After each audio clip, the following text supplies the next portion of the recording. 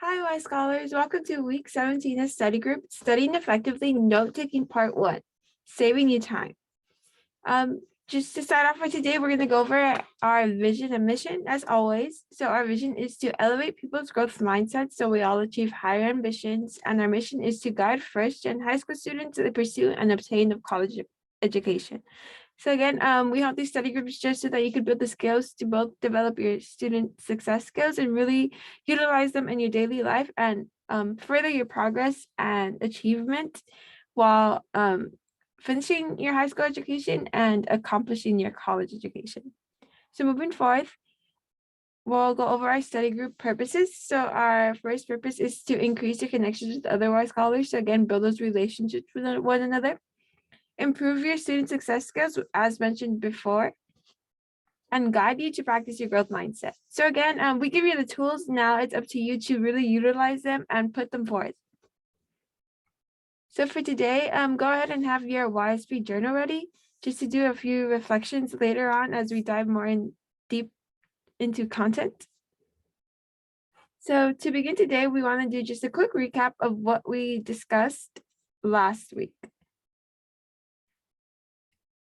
So what we discussed last week was in regards to this myth that you only learn best with one learning style. So again, we came to the conclusion that this was false. And why is that? Because when you use one learning style, you limit your resources. So again, we want to move away from this myth and really try to implement more than one learning style into our learning. So again, the truth is when you use a different combination of learning styles for different classes and activities, you'll be more effective. And why is that? That's because you're using more tools. You have more resources to really grasp that content. So again, using this combination of learning styles will only enhance your learning and give you opportunity to, again, work on that retainment. So really learn the knowledge that's presented to you, a material that's presented to you, and again, move past that memorization and really retain that information. So different learning styles give you more tools to study. So why limit yourself? Go ahead and try using these different learning styles. Really take the time to reflect on when it's best to emphasize one over the other. But again, incorporate them all in your learning. These are different resources available to you.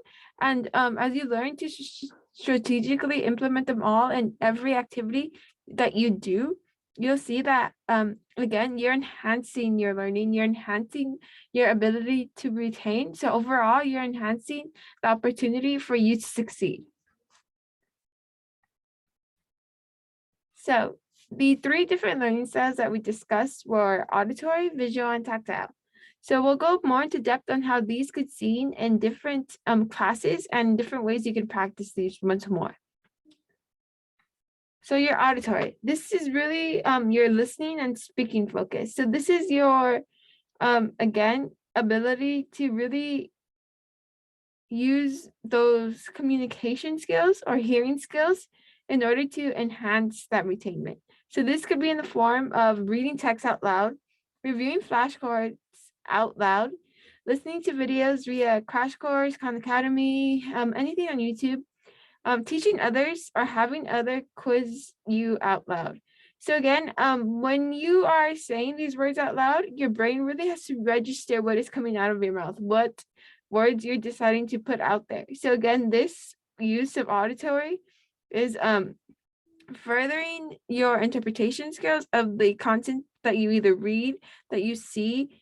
Again, this listening and speaking focus works to really make sure that you've interpreted what you've been taught out loud. Moving forth, visual. So visual is your sight and image focus. So this could be seen in different ways, such as using charts or diagrams to explain concepts, color coding your notes, circling main ideas when reading, watching study videos that are illustrated, and finding timelines or visual aids to help you remember main ideas. So again, what we're attracted to, we'll pay more attention to. What lures the eye will gaze our focus. So really trying to use again, our ability to really focus on detail to our advantage is going to help in our academics. So again, you could personalize your notes, your tests, your worksheets in a manner that will get your eyes really fixated on a certain concept. And now that they're focused and engaged, you're more than likely able to retain that information. So again, visual is all about that appeal that your eyes find to what's written, what's on the screen. So again, really exploring that is going to come to your advantage. Moving forth, tactile. So these hands-on active focus. So typically when we mention tactile, it's hard to really pinpoint ways that we could see this in our studies. So a few manners this is kind of reflected would be taking notes to capture main ideas, using online learning games like Kahoot, walking around when reviewing flashcards, and building something to represent what you're learning. So again, this is when we're hands-on, when we're fully engaged. So when we're taking notes and we're writing, those words are coming out of us. We're using our muscle memory to really trace out our interpretation of material. Or if we're walking around when reviewing flashcards, we're using our brains in two ways, where we have to, one, work to remember and read what we're have in front of us, but also use our brain at the same time to move, to use our ability to walk around the room. So again, really forcing your brain to be used in more than one way is going to increase that retainment, because again, you begin to associate this reviewing with common things that you do on a daily basis. So trying and combining different learning styles can improve your ability to learn and study new concepts. So this is why we really emphasize using this combination, because again, the more resources you have at your disposal, the more likely you'll succeed. So again, improving your ability to learn means that you're using all of those resources that you have at hand and you understand their benefits. So this was our challenge of last week. So we wanted to really focus on the class that maybe we weren't doing so well in, we were struggling, or we wanted to improve a bit. So our assignment for last week was to map out a study plan and really try to use the 3 different learning styles and be specific on what techniques we were going to use for each. So today we're just going to do a reflection on how that went and what we thought of. So that is the first assignment for this week, that reflection. So go ahead and open up your YSP journal and reflect. Were these tactics that you outlined for yourself beneficial? Did you find that maybe it was hard to implement more than one at a time? Or do you think overall this went well? Do you see the benefits that have presented themselves now that you kind of use this combination of different learning styles? So go ahead and reflect in your YSP journal at least one paragraph, so 4 to 5 sentences.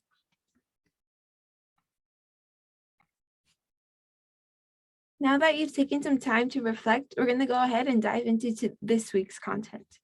So again, as mentioned before, this week is Studying Effectively. Note-taking Part 1, Saving You Time. Our session will be successful if we get to know each other, learn how note-taking saves you time in the long run, and you understand the importance of note-taking as a trust-building tool. Trust building, yeah, that's not the first impression note-taking may give off. But again, we'll dive into how we can build trust with others, with ourselves through note-taking, and how really we're optimizing our time when we note-take. So again, the 3 different learning styles we mentioned were auditory, visual, and tactile. So the point of using these is just to really try to gauge your focus, to try to integrate yourself into your learning and really try to understand what you've been taught. So this is why we're using these different learning styles and trying to use them in different combinations. That way we could do the best of our ability when learning. So our first point is why take notes? Note-taking saves you time. So it's a study tool that saves you time because you produced your own interpretation of knowledge that should make more sense to you. So again, it saves you time because now you have your own written understanding of what you know towards that class. So again, you already did the hard part in that you thought about what you learned and you wrote it down. So this is a resource for you in words that you know how to understand, how to comprehend. So adding on to that, note taking is a thinking process. So these notes don't come spontaneously. Instead, it requires you to interpret what the teacher is telling you in your own words. So by reviewing your own notes, you get a better understanding of what you know or you don't know. So this again could be to your benefit in that now you could pinpoint those strengths or points of confusion with the contents you have. So again, it's a reference for you that really highlights and speaks to your understanding and your stance in the material. Note taking identifies the most important info. So again, typically we don't write down what we think is maybe not as important or not as beneficial to our learning. So when we take notes, it's because we have that assumption that it's important, that it's relevant. So again, when you take notes, this is the most important info to you. So this could be that maybe you're not so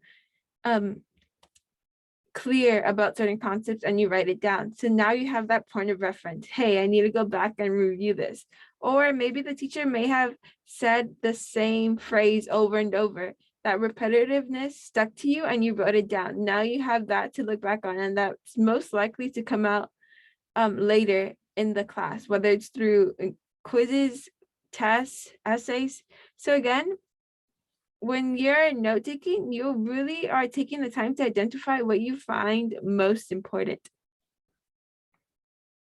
So moving forth, we see that note taking is a trust building activity. So how exactly does this work? So note taking helps to show that you're engaged. It's active willingness and desire to learn, remember, or access that information for later. So when could this be useful, and who is it that you're building trust towards? So for one, you're building trust for yourself because you know you could rely on yourself as a resource. You know that when you have those notes, now that's another tool that you made for yourself. So you could trust that one, you're active in your learning, and two, that you're reliable. Besides building trust with yourself, you build trust with your teachers. And how exactly does this work? So when you're taking notes in class, whether you notice it or not, the teacher is looking at this. They noticed you. So when you're showing that you're engaged, that you care about your learning, this really increases the confidence the teacher has with you. So again, this could come to your benefit later on, where maybe if you're struggling in a class, that teacher will be more willing to work with you. And why is that? Through your notes, you show that you're engaged, that you're committed, and that you are concerned about your progress in this class. So again, besides showing that engagement, it really shows your effort into understanding. So again, this is going to build trust with your teacher.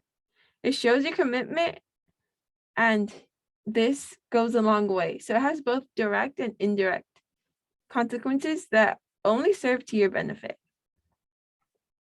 It also builds trust with your tutors.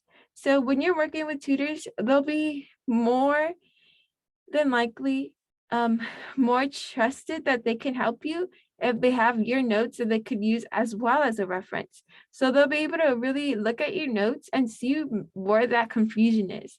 They'll have trust that they'll be able to help you, and together you guys can both come and tackle those problems. And besides that, it also builds trust that you are respecting their time. They trust that you're there and you're ready to learn, because again, notes show that you have that engagement with your learning, that you have that concern. So again, they're more willing to work with you as well, and it's more effective, a more effective dynamic, because they are able to use your notes as a reference to really pinpoint those points of confusion.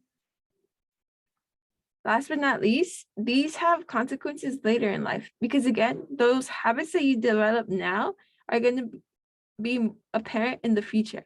So when you start note taking now, this is going to pass down and maybe possibly more than likely be a habit you practice in your future career. So again, when you use note taking strategies in your workplace, this gives more confidence toward yourself. So your supervisors learn that they could trust you. Why is this? Because you're note taking. You're showing, again, demonstrating that you're engaged with that work, that you are concerned about how you proceed in the workplace. So besides that, often not, supervisors give you an outline of a way you should conduct yourself in the workplace. So when you have those notes to reference, you know those expectations that you have, that they have towards you. And again, you could be an efficient worker, a worker that is meeting the satisfaction of your supervisors. And again, this has those indirect benefits where now that you're more effective as a worker, maybe you'll get that boost in wage, or maybe you'll get that promotion. And why is this? Because you were engaged and committed to that workplace. And this is shown through note taking. So again, note taking builds trust with your teachers, with your tutors, with your supervisors, with yourself. You're engaged and present. You're an active learner. And again, this is how note taking in the end will save you time. When you build those trusts, you build relationships, and you have more of an opportunity to solve problems because you have more outlets to go to. So just to finish off today, what we're going to do is a second reflection. So what are some takeaways from today's study group on note taking? What did you really learn? Did you try note taking while you heard this presentation? If not, why do you think so? Why wasn't this encouraged on your part? And then the next thing is to think about one class, relationship, or aspect of life that you want to improve by taking better notes. So go ahead and choose a class, aspect, activity that you want to work on, and what are you going to do to show that you're engaged or want to improve?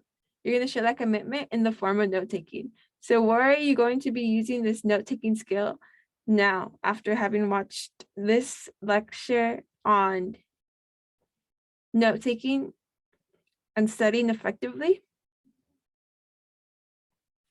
And that is all for today. So remember, note taking is going to be another resource, and it's up to you to take initiative and really use it. Really try to incorporate this in different aspects of life so that you could reap the benefits.